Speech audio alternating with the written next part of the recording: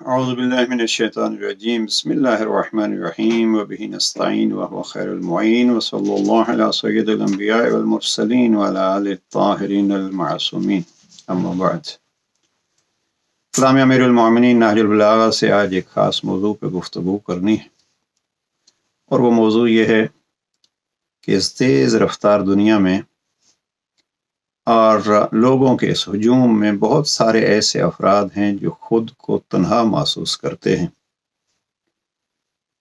اور دوسرے افراد یہ نہیں چاہتے کہ ان کو اپنے ساتھ لے کے چلیں۔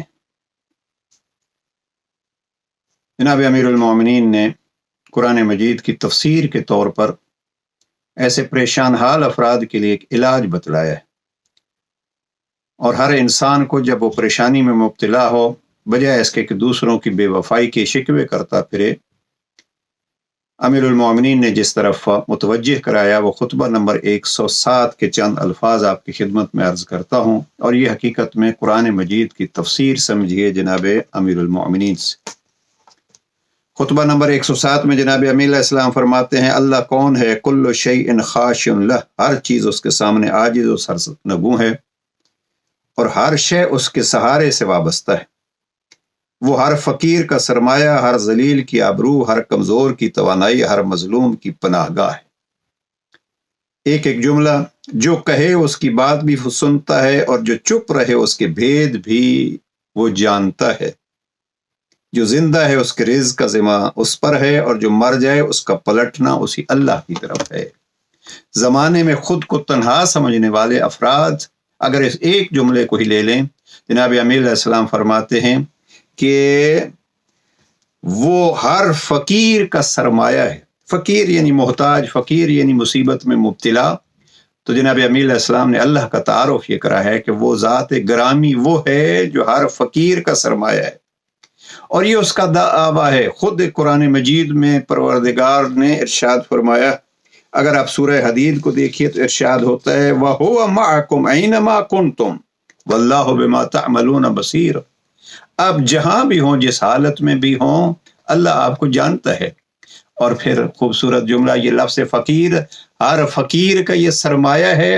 تو جناب امیر علیہ السلام نے گویا اس آیت کی تفسیر کی جہاں جناب موسیٰ اتنے طویل دھکے کھا کے جناب شعیب کی بیٹیوں کو اس کنویں پہ اکیلا دیکھتے ہیں، ایک سائڈ پہ دیکھتے ہیں، ان کے لیے پانی مہیا کرتے ہیں، اور جب پانی مہیا کر لیتے ہیں تو وہاں پانی پلا کے واپس پلٹ کے اس درخت کے نیچے چلے جاتے ہیں۔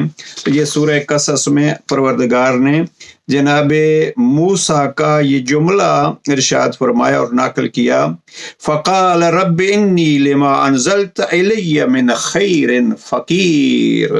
پروردگار میں اب جو میری ضرورت ہے اس ضرورت میں تیری ذات کا محتاج ہوں۔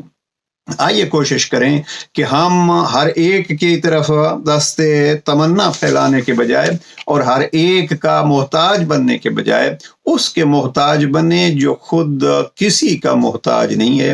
اب اگر ہم اس کے بن جائیں گے تو وہ ہر دکھ سے، ہر تکلیف سے نجات دے گا۔ اور قرآن مجید کی تلاوت اگر آپ کریں اور اس پہلو کو دیکھیں، اللہ سبحانہ وتعالیٰ نے کبھی جناب نوح کے اس کشتی کو طوفان کا تذکرہ کرتا ہے، لیکن اس طوفان میں اور اس بھنور میں گری ہوئی کشتی میں جناب نوح کو نجات دینے والا اللہ فرماتا ہے نجیناہ، ہم نے اس کو نجات دی۔ کبھی ایوب کے دکھوں کو ذکر کرتا ہے، پھر فرماتا ہے ہم نے انہیں نجات دی۔ کبھی جناب ابراہیم کے آگ میں جانے کو بیان کرتا ہے اور فرماتا ہے ہم نے آگ کو کہا ٹھنڈی ہو جا اور سلامتی کا ذریعہ بن جا۔ کبھی جناب موسیٰ کے اس منظر کو پیش کرتا ہے جب ایک طرف فوج فرعون ہے، ایک طرف بہتا ہوا دریا ہے، لیکن وہاں کہتے ہیں ہم نے نجات دی۔ کبھی جناب یونس کو مچھلی کی پیٹ میں آوازیں ان کی نقل کر کے، ان کی آواز اور ان کی تسبیح کو بیان کر کے فرماتے ہیں کہ یونس گھبرا نہیں، جب تو نے میرے یاد کر لی ہے تو کذالک ننجی المؤمنین، ہم آپ کو بھی نجات دیں گے، اور اسی طریقے پہ جو مومن بھی تاریکیوں میں مجھے پکارے گا میں اس کو نجات دوں گا۔ جناب مریم کے تذکرے کو دیکھیے، ایک طرف تہمت، ایک طرف اس بیابان میں چلا جانا، لیکن جناب مریم کا سہارا بھی اللہ کی ذات ہے۔ اور اگر دیکھنا ہے تو اس صحرا میں جہاں اور اس لاکھ و دک علاقے میں جہاں نہ پانی ہے نہ وہاں کوئی انسان ہے، جناب ہاجرہ کی مدد کر کے رب کریم فرماتا ہے میرا بندہ جب ساری چیزیں میں کر سکتا ہوں تو پھر تو مجھ سے دور کیوں ہے؟ بس ایک جملہ جناب امیر علیہ السلام نے نہج البلاغہ کے خطبہ 46 میں ارشاد فرمایا جب سفر پہ جا رہے تھے شام کی جنگ میں، اور ایک پاؤں سواری کی رکاب میں رکھا، وہاں دعا مانگی، خطبہ نمبر 46 یہ دعا ہے حقیقت میں۔ وہاں فرمایا پروردگار سفر میں تو میرا ہم سفر ہے، اور وطن میں میرے خاندان کا، میرے بچوں کا تو جانشین ہے۔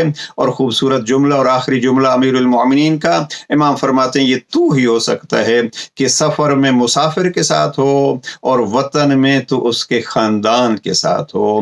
اب اگر ہمارا یہ عقیدہ مضبوط ہو جائے تو جناب امیر علیہ السلام کا یہ جملہ یاد رکھیے گا کہ ہر فقیر کا سرمایہ اللہ ہے۔ جب ہر فقیر کا سرمایہ اللہ ہے، وہ ہر جگہ پہ ہمارے ساتھ ہے، تو پھر خود کو تنہا محسوس نہیں کیجئے، بلکہ نہیں، جدھر بھی رخ پھیریں گے وہاں اللہ ہی اللہ ہے۔ پروردگار ہمیں یہ عقیدہ مضبوط کرنے کی توفیق نصیب فرمائے۔